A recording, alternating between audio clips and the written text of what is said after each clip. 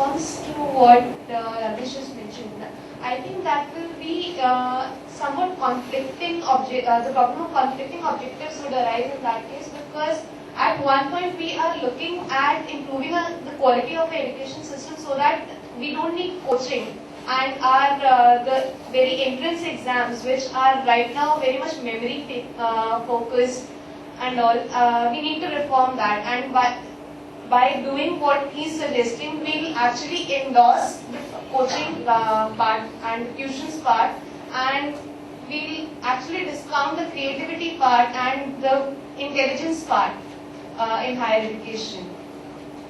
Actually, why they go for coaching?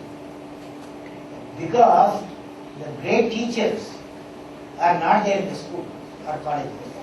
So, if we reinforce the teaching mechanism, then they will not go. For example, when I started the school, my teacher, he was such a, I learned from the teacher not only knowledge, his way of life also. So we need, particularly in primary education, great teachers. I saw last week in Singapore, for training teachers for primary school. It's a unique way to do that. Yes? Yes. So with respect to creativity in primary education and making it more holistic, perhaps we need to base the system on a multiple intelligence theory, which says that it's not just verbal or numerical intelligence which needs to be developed in children and they need to be tested on that. But there are other forms of intelligence which are natural intelligence or physical intelligence with respect to how you handle materials, or even rhythmic intelligence, which is for music. So if all these intelligences are looked at and incorporated even in the evaluation, that examination is not just English, math or science, but it also looks at these intelligences, because one child may have more of one intelligence than the other. So this from the primary level itself would ensure that the students are then growing in whatever their strengths are, apart from getting the basic education. Have you heard of Professor Yashpal?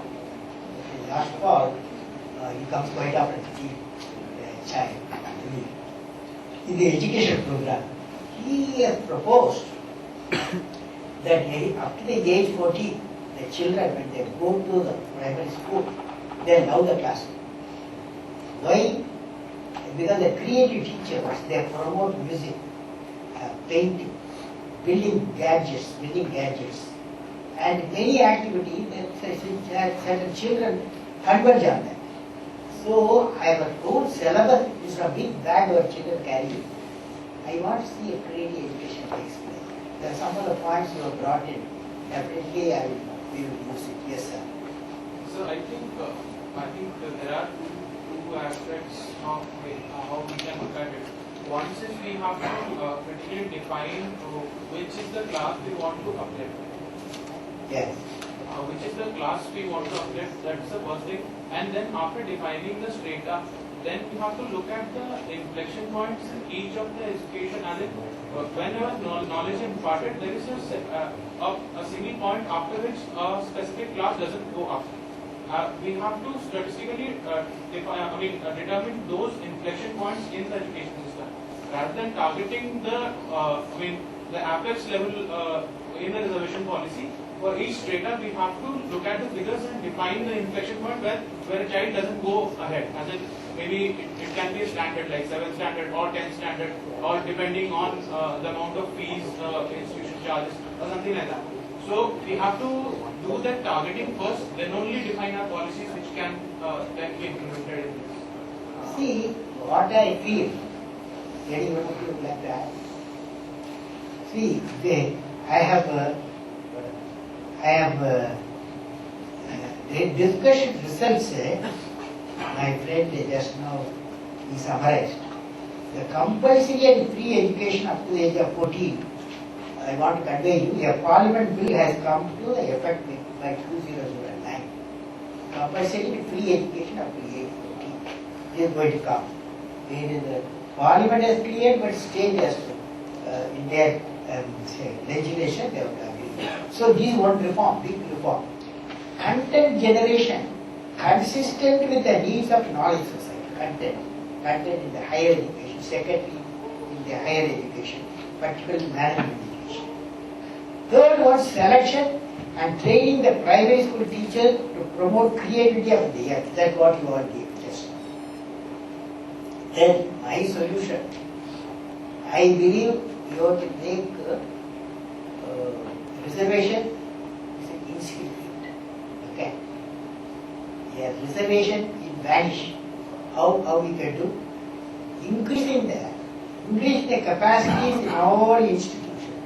Increase the capacity in all institutions along with suitable infrastructure is the only way to make reservation irrelevant. What do you say? What do you say on this point? How to make reservation irrelevant? I am giving an example. The engineering education today supply. Why not we do for management? Why not we do for medical?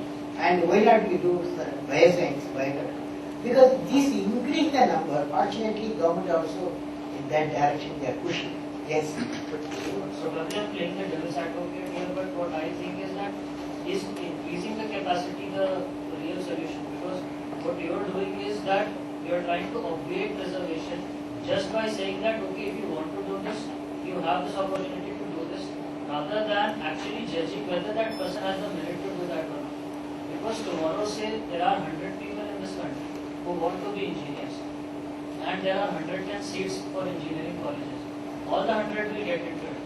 Tomorrow what will happen is if there are 110 people who may not be as meritorious to be engineers, they know that engineering is a good career prospect, and just for the sake of being an engineer they will go into engineering. That's something which is happening even today in the country, because for us as a student of standard 12, the best objective that we think is that either we should go in engineering or we should go in medical, because the career path is very fixed. We know that it is a certainty that you will be successful in some way or the other. So if you just increase the capacity, say for institutions, wouldn't that be actually trying to move a nation towards a nation of engineers and medical? Yes, but you should not take 100 108 that ratio. What is that sufficient number is proper division? Would you like to comment on what my friend said? Any one of you? Yes? Yes. So, from another perspective, just increasing the capacity doesn't bring in the amount of quality these institutions carry with them.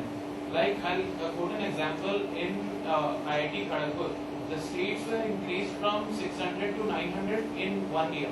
And that actually led to formation of 10 sections of 100 people each. 9 sections of 100 people each, rather than 60 or 70 that was initially there, which resulted in each physics laboratory equipment being shared by 11. That is dangerous. So, just increasing the capacity doesn't solve the problem.